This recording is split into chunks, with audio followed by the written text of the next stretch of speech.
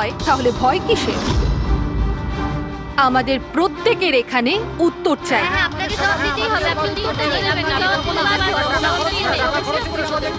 শুনুন বস, এরা সবাই আমাদেরকে দেখছে।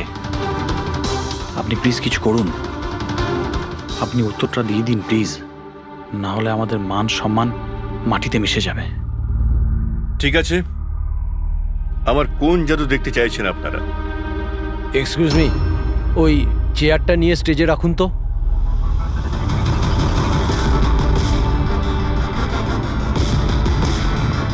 হ্যাঁ তো মিস্টার জাদুকর, এই 5 মিনিট আগে একটা চেয়ার আপনি হাওয়ায় তুলেছিলেন। আমি চাই যে আপনি এই চেয়ারটা, হ্যাঁ মানছি এই চেয়ারটা আপনার নয়, তবুও আমি বিশ্বাস করি আপনি এটা পারবেন। এই চেয়ারটাকেও আপনি হাওয়ায় উড়িয়ে দেখান না। হ্যাঁ হ্যাঁ, আমরা দেখবো, আমরা দেখতে চাই। দেখান দেখান, এটাও করে দেখান।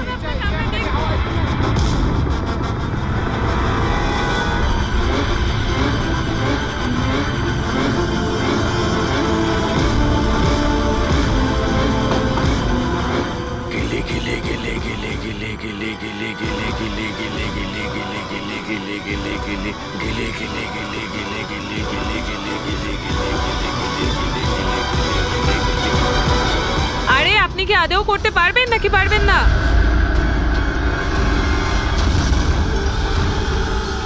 কি হলো স্যার, চেয়ারটা কি খুব ভারী হয়ে গেল?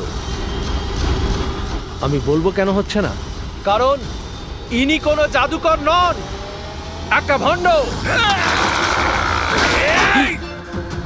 একটা শব্দ যদি মুখ থেকে বার করিস না, এখানেই জ্যান্ত মতো দেবো তোকে। জাদু দেখাই আমি, জাদু। আর আমার জাদু ওইখানের সঙ্গে যুক্ত, ওই উপরের সঙ্গে, ওই আকাশের সঙ্গে। এখন এই লোকটার নেগেটিভ এনার্জির জন্য আমার আত্মার তপস্যা ভঙ্গ হয়ে গেছে। আজকে আমি আপনাদের কাউকেই আর কোনো জাদু দেখাতে পারবো না। The show is dismissed. The show is dismissed.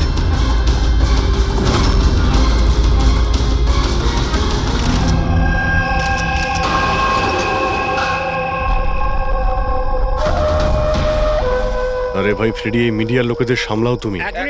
সরে যান, প্লিজ সাইড দিন, যেতে দিন প্লিজ। একটু সরে যান। এক্সকিউজ মি, কি জিজ্ঞেস করতে চান? আপনারা নীলেশের প্রতিবেশী? হ্যাঁ স্যার। আচ্ছা, আপনারা কি জানেন ওর বাড়ি থেকে এসেছিল কিংবা বাড়ি থেকে বেরিয়েছিল? না স্যার, আমরা কাউকে দেখিনি। ব্যাস ওই একটা জোরে চিৎকার শুনে আমরা সবাই এখানে ছুটে চলে এসেছি। তাহলে যখন আপনি এখানে এসেছিলেন কাউকে যেতে দেখেছেন? না স্যার। আপনারা প্লিজ এখানেই দাঁড়ান। ফ্রেডি,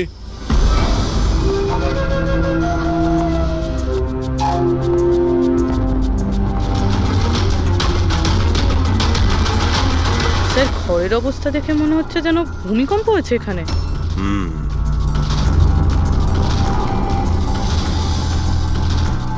অদ্ভুত ব্যাপার স্যার, পাঁচটা ছুরি দিয়ে খুন হলো আর খুনি বাড়িতেই ঢুকলো না। আর লাইভ টিভি শোতে মার্ডার।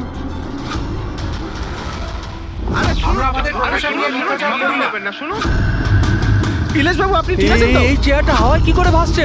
কে ওখানে?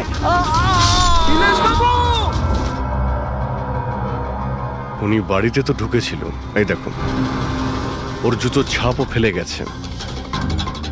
স্যার, এই চিহ্নগুলো নীলেশের জুতোর নয় তো?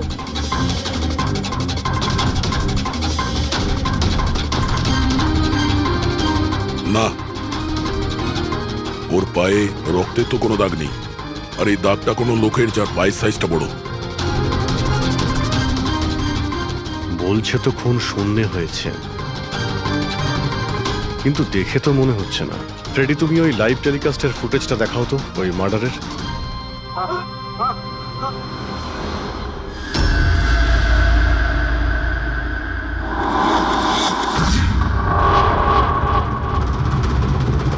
চেয়ার হাওয়াতে, ছুরিগুলো সব হাওয়াতে। স্যার, আবার ওই জোরাবারের সেই আত্মার ঘটনাটা সত্যি নয় তো? আরে ফ্রেডি, তোমার এই বাজে গল্প বন্ধ করো তো। ছুরিটা তো একদম নর্মালি মনে হচ্ছে, কোনো মেকানিজমও নেই। শূন্যে ভাসলো কি করে? আর বাইরে পালানোর সময় কেউ কাউকে দেখেও নি। স্যার, আবার জাদু নয় তো? আরে জাদু মানে তো মানুষকে বোকা বানানো, তাই না? কোনো না কোনো টেকনিক থাকে, মেকানিজম থাকে। এখানে তো কিছুই নেই। আচ্ছা, ওই জোরাবরের শোয়ে যত লোক এসেছিল প্রত্যেকের লিস্ট বের করো।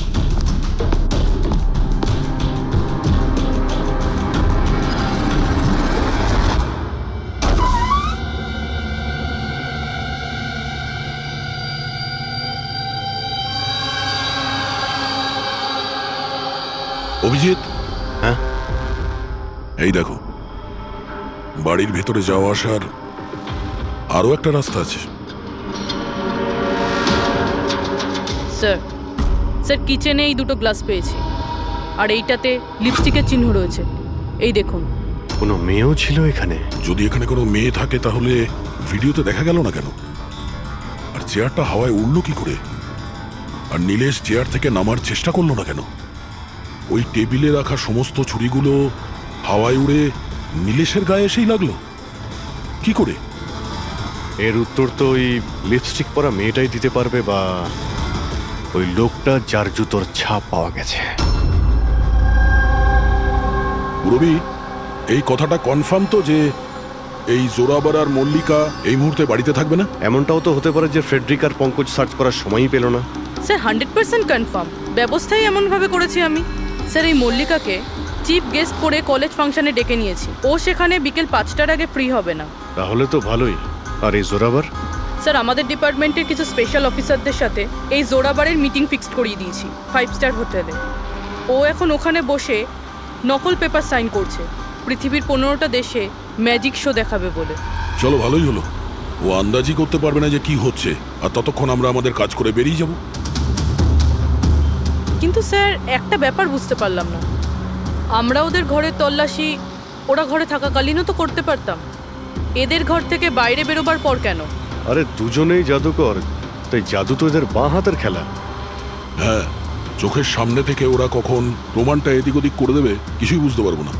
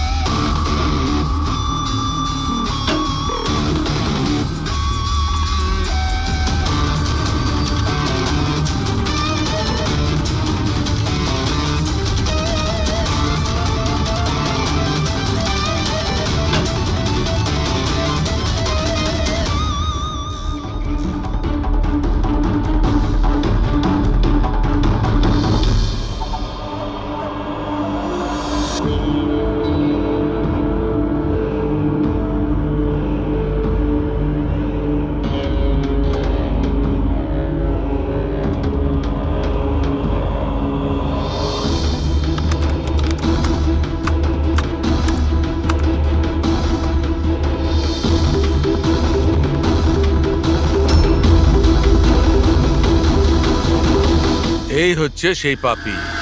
আরে বাহ ডক্টর সালুখে, এত তাড়াতাড়ি খুনির খোঁজ পেয়ে গেলেন। এবার চটপট করে নামটাও বলে দিন। জোরাবার বা মল্লিকা, এখন এই দুজনের মধ্যে আসলে কে খুনি এটা জানা বাকি আছে। এ আবার কেমন কথা হলো? এই কথাটা এই জন্য বলছি যে এই যে 5টা ছুরি আছে না, এর ওপর জোরাবারের আঙুলের ছাপ আছে। আর এই যে কাপড়টা, এর ওপর যে জুতোর ছাপটা আছে সেটাও জোরাবারের জুতোর ছাপ। স্যার তাহলে তো পরিষ্কার বোঝাই যাচ্ছে খুন ওই করেছে। ব্যাপারটা তো পরিষ্কার নয়, কারণ এই যে ওয়াইনের গ্লাসটা না, এর উপর যে লিপস্টিকটা আছে, এই লিপস্টিক মল্লিকার। আর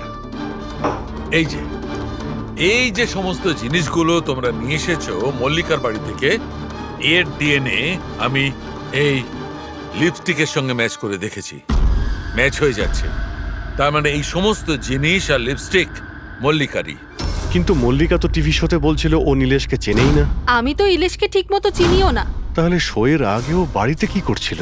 আর এই জোরাবারের কাছে তো একটা কারণ ছিল, নীলেশকে মারার জন্যই। নীলেশ সবার সামনে ওকে অপমান করেছিল, হেনস্থা করেছিল। কিন্তু মল্লিকার কাছে কি কারণ ছিল? আর স্যার একটা প্রশ্নের উত্তর এখনো পাইনি, যদি জোরাবার খুন করে তাহলে নীলেশের বাড়িতে ওকে দেখলাম না কেন? এই জোরাবার আর মল্লিকা, এদের দুজনকে বিউরোতে ডেকে আনো। আপনাদের সাহস কি করে হলো আমার বাড়িতে ঢোকার? তাও আমি যখন ছিলাম না তখন। আর আমার জিনিসপত্রগুলো আপনারা এলোমেলো করে দিয়েছেন। এবার আমি আপনাদের বিরুদ্ধে কেস করব, বুঝতে পেরেছেন? অপরাধীদের বাড়িতে ঢোকার জন্য সিআইডির কারোর কোনো অনুমতি লাগে না। আর এই কেসে তোমরা দুজনেই ফেঁসে আছো। তুমি আমাদের মিথ্যে কথা কেন বলেছো? এ তুমি নীলেশকে চেনো না? বলো। স্যার আপনি আমাকে এর সাথে 2 মিনিট দিয়ে দিন, তারপরে দেখুন এর সব কিভাবে বলে। এবার কি আপনারা আমার গায়ে হাত তুলবেন? না, আমরা তো এটা চাইছিলাম না, কিন্তু যদি আপনাদের দুজনের ব্যাপার হয় তো চলো দয়া। না না থামুন, আমি আপনাদের সব সত্যিটা বলছি।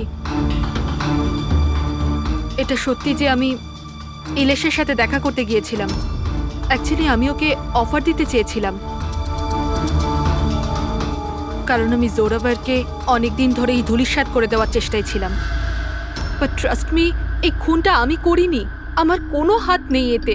আমি আগে থেকেই জানতাম আমার শোটা নষ্ট করে দেওয়ার জন্য তুমিই ওকে টাকা দিয়েছিলে। ওর সাথে আমার কোনোদিন দেখা হয়নি।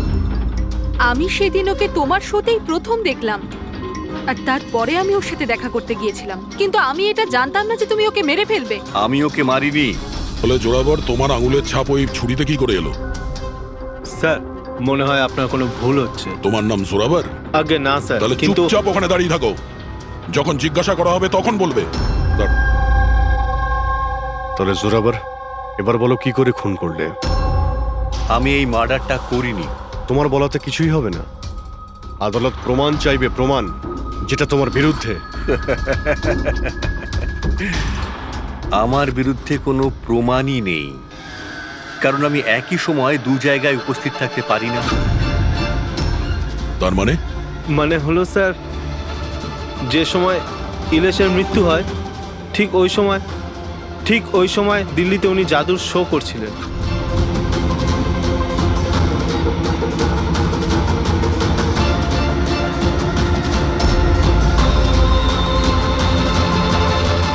আমি মানছি যে আমি অনেক বড় জাদুকর, কিন্তু এত বড় জাদুকরও নই যে একই সময় 2 জায়গায় উপস্থিত থাকতে পারি। যদি আপনারা এই ভিডিও দেখে বিশ্বাস না করেন, তাহলে দিল্লির ওই অর্গানাইজারকে ফোন করেও দেখতে পারেন। শোনো, ওনাদের নাম্বারটা দাও তো। হ্যাঁ স্যার। আমি কি যেতে পারি? যেতে পারো। আর আপনিও। Thank you sir.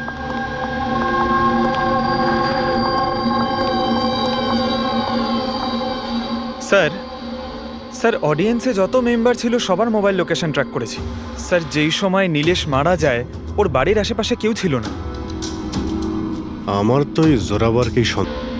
আপনি এই একটাই প্রশ্ন 1000বার জিজ্ঞেস করলেও আমি একই উত্তর দেব। আমি বুঝতে পারছি না যে সিআইডি ওই খুনিকে খুঁজে বার করতে এত দেরি কেন করছে।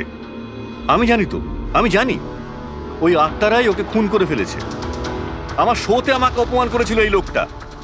তো যেমনটা আপনারা দেখতে পাচ্ছেন, ইনার কথা অনুযায়ী ইলেশের খুন হয়েছে ওই আত্মাদের হাতে। তো এবার দেখার বিষয় হচ্ছে যে আপনাদের কি মনে হয়, ইলেশের খুন কোনো আত্মারা করেছে নাকি কোনো মানুষের কাজ? যত সব বাজে কথা। স্যার এই নীলেশের মৃত্যুর পর তো জোরাভার তো ফেমাস হয়ে গেছে। এর কাছে দেশ বিদেশ থেকে প্রচুর শোয়ের কল আসছে। শুধু তাই না, এর ফিজও দ্বিগুণ করে দিয়েছে। আচ্ছা, জোরাবারের তো খুব লাভ হয়েছে নীলেশের মৃত্যুতে। এই জোরাবারকে ধরতে গেলে এই নীলেশের পুরো ঠিকুজি কুষ্টি বের করতে হবে। হঠাৎ করে ও জোরাবারকে নিয়েই কেন পড়লো? আর স্যার, নীলেশ তো ছোট একজন সাংবাদিক, কোনো সামান্য একটা পত্রিকার জন্য লিখত। আর স্যার ওর অবস্থাও খারাপ। ছোটখাটো সাংবাদিক, আর অবস্থাও ভালো নয়। যদি মল্লিকা নীলেশকে না বলে থাকে যে জোরাবারকে বরবাদ করার জন্যে, তাহলে এর মধ্যে জড়ালো কি করে? এবার ব্যাপারটা মাথায় ঢুকছে। এই নীলেশের অফিসে গিয়ে সার্চ করি।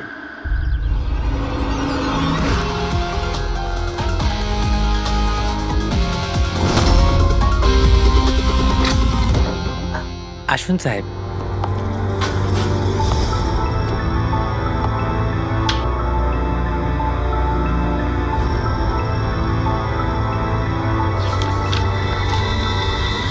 সাহেব, আপনারা আসতে বড্ড দেরি করে ফেলেছেন। গত কয়েক মাস ধরে খবরের কাগজ লসে চলছিল, তাই গত মাস থেকে বন্ধ করে দেওয়া হয়েছে। এই নীলেশের ব্যাপারে কিছু বলো। কেমন রিপোর্টার ছিল? খুবই খারাপ লোক ছিল সাহেব, খবর লুকানোর জন্য টাকা নিত সাহেব। আর সাহেব খুবই বেইমান লোক ছিল সাহেব। স্যার, হ্যাঁ পঙ্কজ, এই দেখুন স্যার, নীলেশ জাদুকরের মেকআপে, আর এখানে সাউথ ইন্ডিয়ানে কিছু লেখা আছে। ও মালয়ালাম, অদ্ভুত ব্যাপার। ম্যাজিক শো এর ইনফরমেশন মালয়ালামে বলা আছে। এই রিপোর্টার থেকে এরকম জাদুকর কবে আর কিভাবে হলো? আচ্ছা এদিকে শোনো, হ্যাঁ সাহেব। এটা কি? কি এটা? আমি তো কিছু বুঝছি না। আরে তোমার বস জাদুকর হয়ে ঘুরছে আর তুমি বলছো তুমি কিছুই জানো না এই ব্যাপারে। এই জাদুকর কবে হলো? আমাদের সাহেব আর জাদুকর? সাহেব কিছু বুঝতে পারছি না। আচ্ছা ঠিক আছে, তুমি যাও।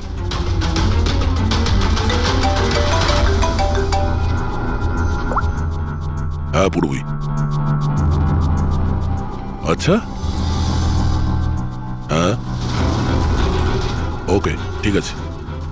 ওর মোবাইলটা ট্র্যাক করতে থাকো, ঠিক আছে? ইয়া, জোরাবারের অ্যাসিস্ট্যান্ট রোশন 3 বার গেছিল নীলেশের সঙ্গে দেখা করতে। আর ম্যাজিক শো এর আগের দিন রাতেও ওর সঙ্গে কথা হয়েছিল ওই নীলেশের। রোশন?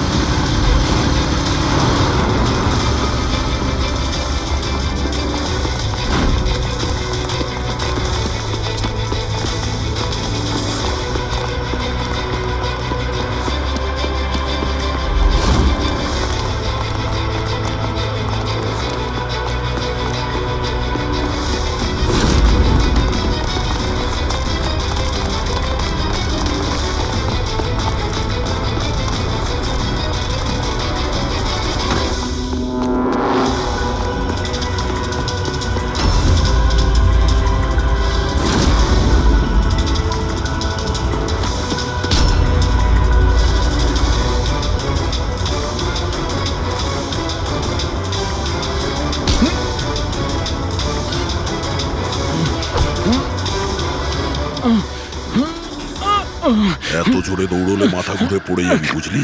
হ্যাঁ, ছেড়ে দাও আমাকে। ও বুঝলি, যেতে দাও আমাকে। যেতেও দেবো ছেড়েও দেবো। আগে এটা বল, নীলেশের সাথে তোর কি ডিলিং চলছিল? আমার ডিলিং? হ্যাঁ ডিলিং। ওর সঙ্গে 2 বার কেন দেখা করেছিলি? ইলেশ? আমি কোনো ইলেশকে চিনি না।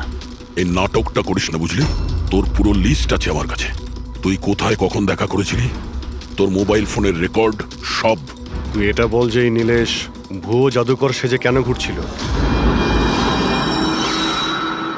নকল মালিয়ালি জাদু? কিন্তু উনি তো আমাকে বলেছিলেন যে উনি কেরালার অনেক বড় বিখ্যাত জাদুকর। উনি আমাকে মিথ্যে কথা বলেছিলেন কি?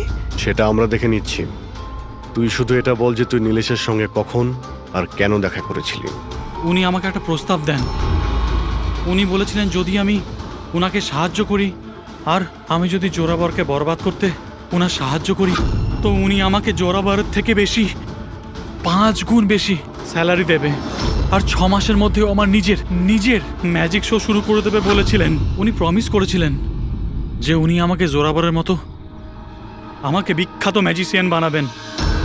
নীলেশের সঙ্গে কোথায় দেখা করেছিলি? ওনার বাড়িতে মিটিং হয়েছিল স্যার, 3 সপ্তাহ আগে স্যার। আর ওখানেই আমি জোরাবরের জাদুর সমস্ত রহস্য ওনাকে বলে দিই স্যার। তোকে একটা কথা বলবো, তোর এই গ্রেট জাদুকর যে আছে, চামচকে বেঁকিয়ে কি করে দেয়? এটাতেও কি আত্মারা আকাশ থেকে সাহায্য করে?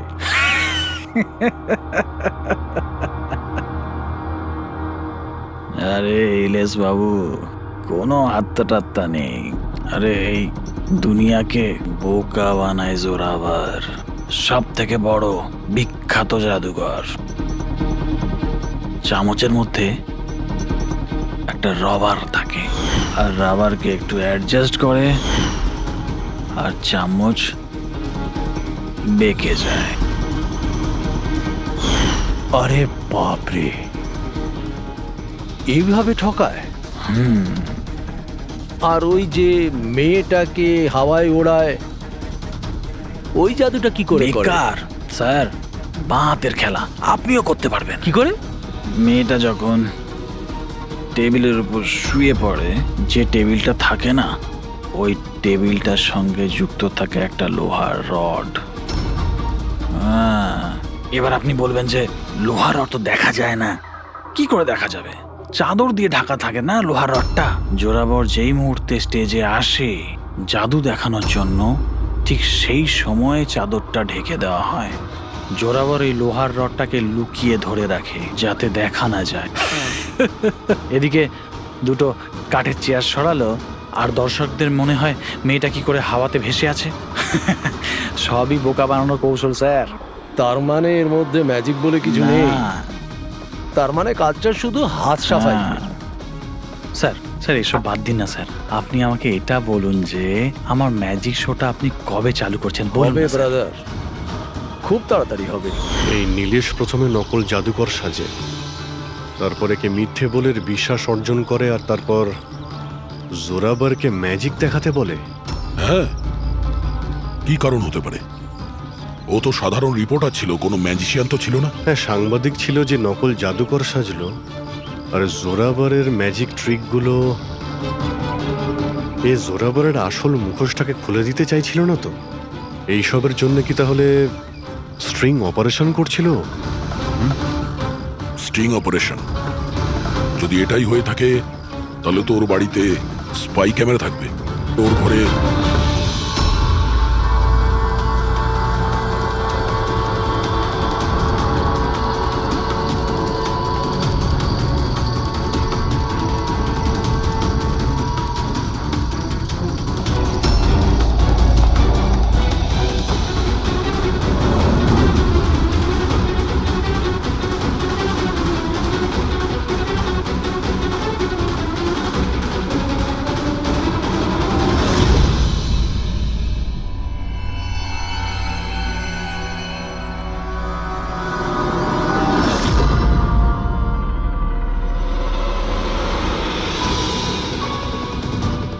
স্যার, একটা এখানেও আছে।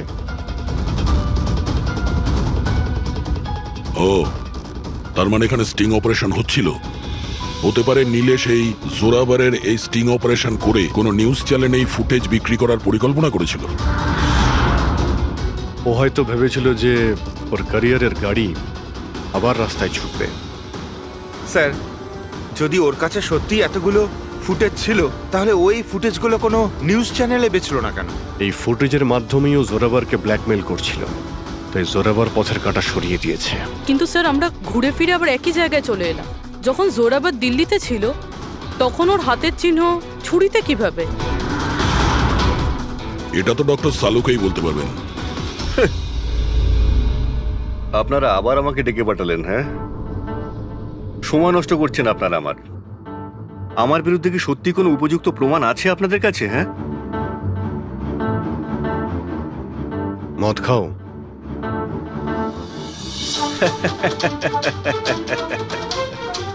এবার আপনারা আমাকে মদ খাওয়াবেন? হ্যাঁ, সরি, দিনে আমি মদ খাই না। কিন্তু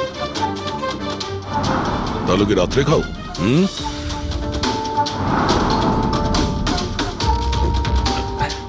খাই একটু, ওই ডিনারের পরে এই লার্জ 2-1 পেগ মদ খাই আর কি।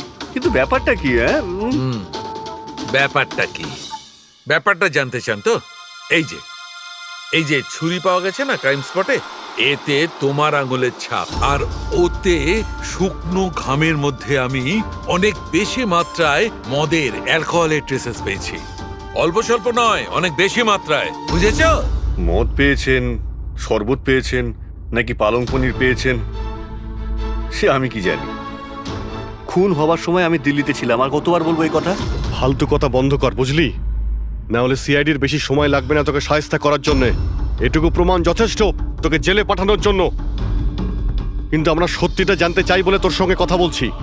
যা জিজ্ঞেস করা হচ্ছে তারই উত্তর দিবি, ব্যাস। ঠিক আছে, জিজ্ঞেস করুন, কি জিজ্ঞেস করবার আছে। হতে পারে কেউ তোমাকে ফাঁসানোর জন্য তোমার আঙুলের ছাপ ছুরিতে নিয়ে নিয়েছে যখন তুমি নেশায় বুঝছিলে। আমাকে কে ফাঁসাবে? দেখুন, বিশ্বাস করুন, এই খুনটা আত্মারাই করেছে। এই চুপ! বাজে কথা বন্ধ। তোমার ম্যাজিকের রহস্য তোমার অ্যাসিস্ট্যান্ট রশন আমাদের বলে দিয়েছে। এখন যেটাই বলবে শুধু সত্যি, শুধু সত্যি বলবে। এটা বলো যে শেষবারে এরকম মদ কবে খেয়েছিলে যে তোমার কোনো হুঁশই ছিল না যে তোমার আশেপাশে কি হচ্ছে? বললাম তো, আমি ডিনারের পরে কখনো কখনো এক দু পেগ খাই, কিন্তু এতটাও খাই না যে একেবারে জ্ঞান হারিয়ে ফেলবো। আচ্ছা, এক মিনিট। যেদিন আমার ম্যাজিকের শো ছিল ঠিক তার দুদিন আগে আমরা সবাই হোটেল প্যাম্পুসে একটা পার্টি দিয়েছিলাম। সেদিন হোটেলে আমি একটু বেশি খেয়ে ফেলেছিলাম আর ঘুমিয়েও পড়েছিলাম। যখন ঘুম থেকে উঠলাম তখন হোটেলের কামরাতেই ছিলাম আর হোটেলের লোকরাই আমাকে ডেকে তোলে, বললো যে চেক আউট টাইম হয়ে গেছে, 12টা বেজে গেছে। ওই হোটেলের ফুটেজ চেক করতে হবে। স্যার ওটা হোটেল না, পায়রার ঘর। জোরাভারের ফ্লোরে সিসিটিভি ক্যামেরা বন্ধ, রুমের ভেতরে একটাও আঙুলের ছাপ নেই স্যার। আর ওই স্টাফগুলো জানেই না ওই সময় মাস্টারকে ইউজ করা হয়েছিল কিনা। মানে হোটেল থেকে কিছুই জানা যায়নি, ডেড এন্ড। একটা কথা তো পরিষ্কার স্যার, নীলেশের খুন কোনো জাদুকরের কাজ, কারণ ওই উড়ন্ত চেয়ার আর ছুরিগুলো জাদুরই অংশ।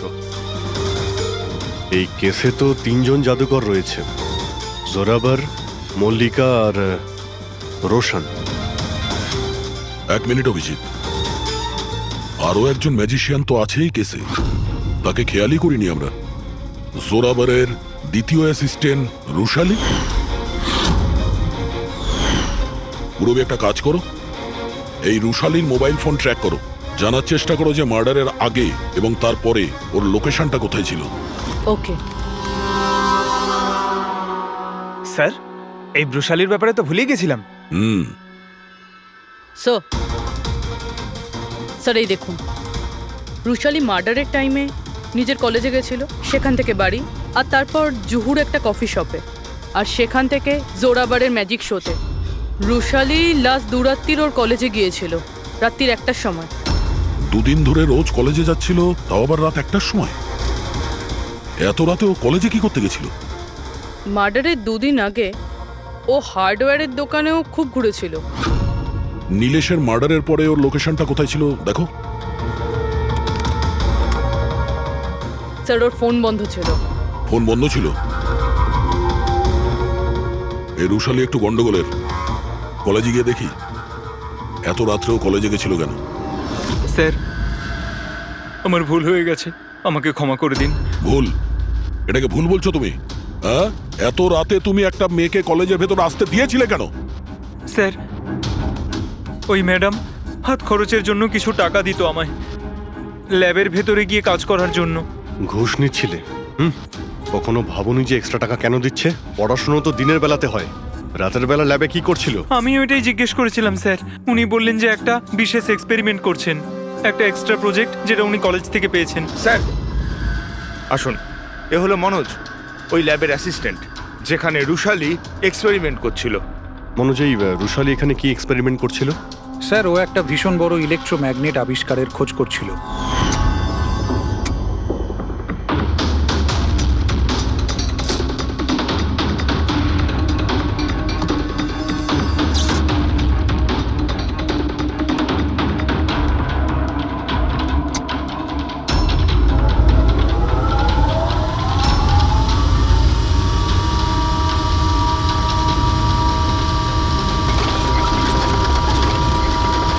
ইলেকট্রোম্যাগনেটের আবিষ্কার?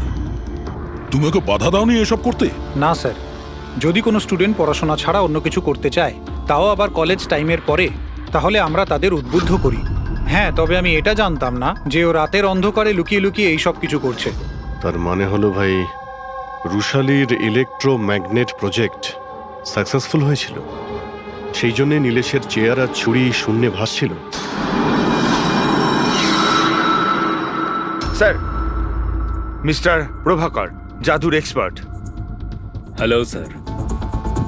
আচ্ছা মিস্টার প্রভাকর, বড় বড় জাদুকর তাদের রহস্যটাকে সবসময় লুকিয়ে রাখেন, আর আপনি তো একজন জাদুর এক্সপার্ট, তো সেই রহস্যর ব্যাপারে আপনি তো অবশ্যই জানেন। আচ্ছা স্যার, নীলেশের মৃত্যু দেখে কি ধারণায় পৌঁছেছেন আপনি? কিভাবে হয়েছে ওর মৃত্যু? আমি ইলেশের মৃত্যুর সিন বারবার রিপ্লে করে দেখেছি। আমার মনে হয় ওর মৃত্যুর পেছনে ম্যাগনেট, ইলেকট্রিক কারেন্ট বা তারের কিছু কমপ্লেক্স জারি জুড়ি আছে। আপনি তো জোরাবরের জাদুর অনেক সই নিশ্চয়ই দেখেছেন। আপনার কি মনে হয় যে ম্যাগনেট আর কারেন্ট, তারের কারসাজি, এই সমস্ত জাদু কি জোরাবর কখনো দেখিয়েছে? না স্যার, এগুলো ঠিক জোরাবারের স্পেশালিটির মধ্যে পড়ে না। আচ্ছা স্যার, আপনি একটু ভালোভাবে এক্সপ্লেন করতে পারবেন যে নীলেশের মৃত্যু হয়েছে এই ইলেকট্রোম্যাগনেটের দ্বারা? সরি স্যার, এইগুলো ঠিকভাবে বলতে পারা আমার পক্ষে সম্ভব হবে না। আচ্ছা, আপনি কি বলতে পারবেন যে এই সমস্ত কাজকর্ম জোরাবারের নয়, কারণ ও ম্যাগনেট আর এই কারেন্ট বা তারের ব্যবহার ঠিকমতো করতে পারে না? চুম্বকের ব্যবহার ও ভালো নাও জানতে পারে, কিন্তু ও ফিজিক্সে খুব ভালো, এই জন্য খুনি সেও হতে পারে। হয়তো চুম্বকের ব্যাপারটার জন্য ও কারোর সাহায্য নিয়ে থাকবে। কে ডেকেছে আমাকে এখানে? আমি ডেকেছি এটা জানার জন্যে তুমি নীলেশকে কেন আর কিভাবে মেরেছো। আমি কিছু করিনি। কিন্তু তোমার কলেজের ওয়াচম্যান আর ল্যাব অ্যাসিস্ট্যান্ট অন্যই কিছু বলছে। কে আছে ওখানে? সামনে এসো।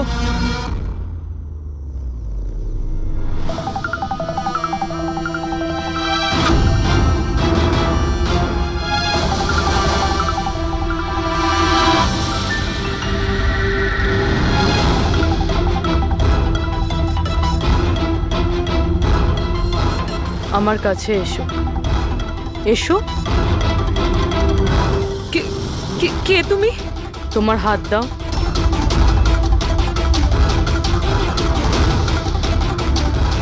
তুমি নীলেশকে কেন আর কিভাবে মেরেছো? আমি কাউকে মারিনি। তুমি সত্যি কথা বলছো না, তাই আমি বাধ্য হচ্ছি এরকম করতে। কিন্তু তুমি কে? আর এই মৃত্যুটার ব্যাপারে তুমি কিভাবে জানলে? এখন কি করবে তুমি আমার সাথে? এতটা নিষ্পাপ সেজো না। এই জাদুটা তুমি অনেকবার করেছো জোরাবারের সাথে, মনে পড়েছে? না, জাদু দেখানোর সঠিক বক্স এটা নয়। এতে আমার প্রাণও চলে যেতে পারে। না না, যদি তুমি সত্যি না বলো তাহলে এই বক্স তোমাকে টুকরো টুকরো করে দেবে, কিন্তু যদি তুমি সত্যি বলো তাহলে কিছুই হবে না। বিশ্বাস করো। চলো। না, ছেড়ে দাও আমাকে প্লিজ, আমাকে যেতে দাও। আমি কিছু করিনি। যদি তুমি কিছু নাই করে থাকো তাহলে তোমার কিচ্ছু হবে না। এসো, ভয় পেও না, এসো। না, হ্যাঁ আমি স্বীকার করছি যে এই মৃত্যুটার জন্য আমিই দায়ী। কি চাও তুমি? কত টাকা লাগবে বলো?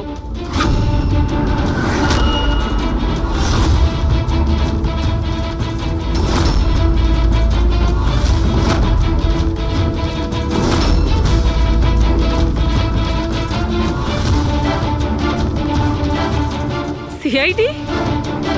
থ্যাংক ইউ মল্লিকা দেবী। এই বক্সটা বানিয়ে কেসটা সলভ করতে আপনি আমাদের সাহায্য করেছেন। এবার আপনি কি আমাদের বলবেন যে আপনি নীলেশকে কেন খুন করেছেন? আসলে ও বলেছিল আমায়।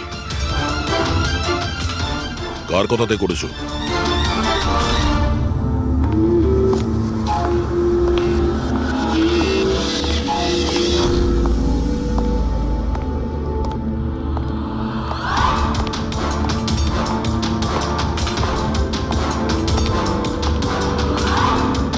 কেন ডেকেছো এখানে আমাকে?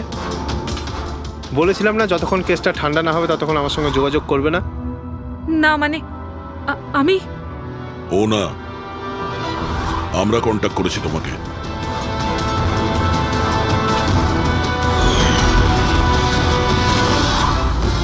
তাহলে এবার তুমি বলে ফেলো নীলেশকে কেন খুন করেছো?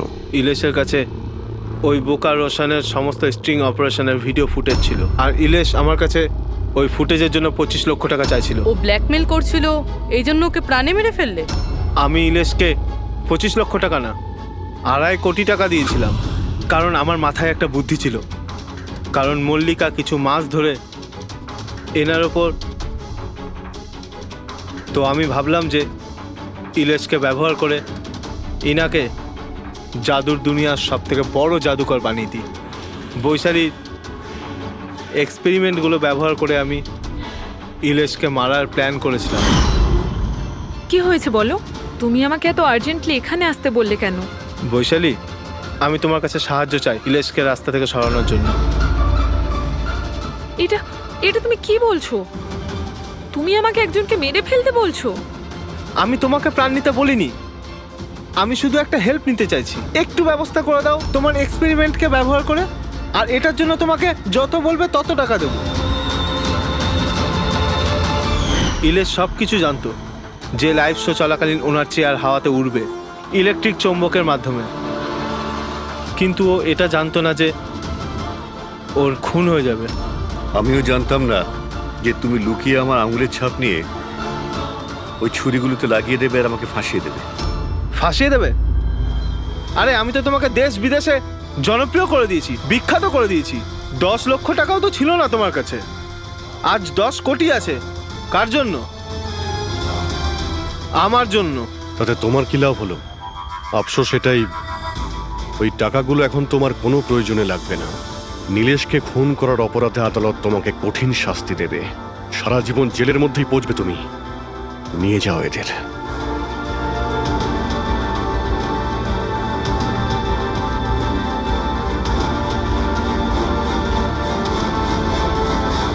Thank you so much sir. যদি আপনারা না থাকতেন তাহলে সবাই এই কথাই ভাবতো যে ওর খুনটা আমিই করেছি। কোনো ব্যাপার না, কিন্তু আপনি এই আত্মার মিথ্যে গল্প বানিয়ে প্লিজ লোকদের ঠকাবেন না। সরি স্যার, ভুল হয়ে গেছে আর আমি নিজের ভুলটা বুঝতেও পেরেছি। এবার আমি আমার ফ্যানেদের কাছেও ক্ষমা চেয়ে নেব। খন গুড।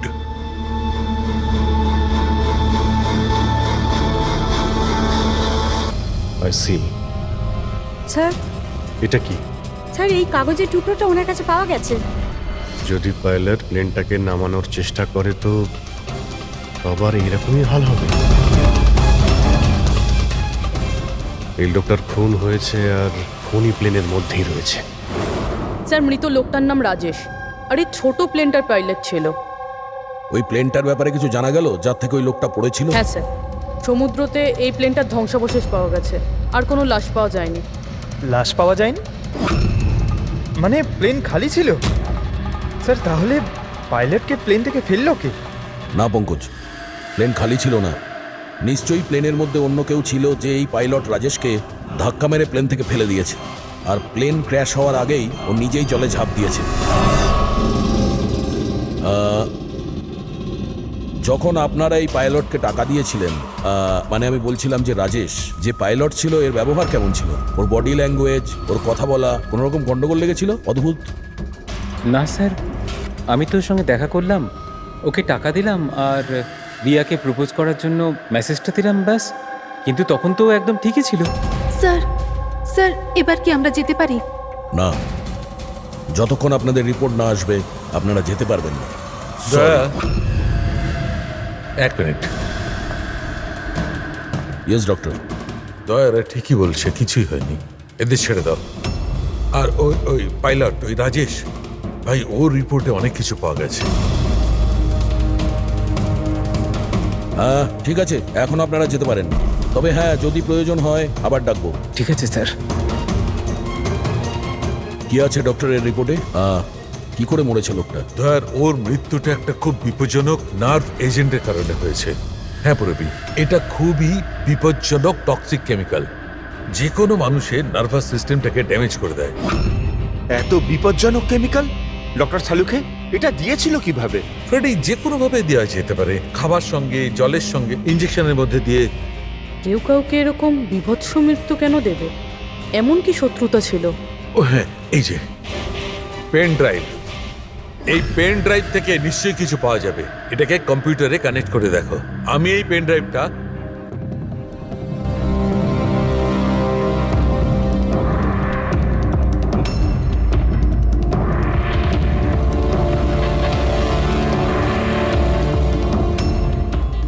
এতক্ষণে আপনারা নিশ্চয়ই বুঝেছেন যে আমি কি করতে পারি। আশা করছি আপনাদের মনোযোগ আমি আমার দিকে আকর্ষণ করতে সক্ষম হয়েছি। এটা তো শুধু একটা স্যাম্পল ছিল। এবার আমার কথা ভালো করে শুনুন। ফ্লাইট নাম্বার 471 এর একজন যাত্রী এতক্ষণে নিশ্চয়ই মারা গেছেন, আর অন্য বাকিরাও সব একে একে মারা যাবেন। এমনকি তোমাদের সিনিয়র অফিসার অভিজিৎ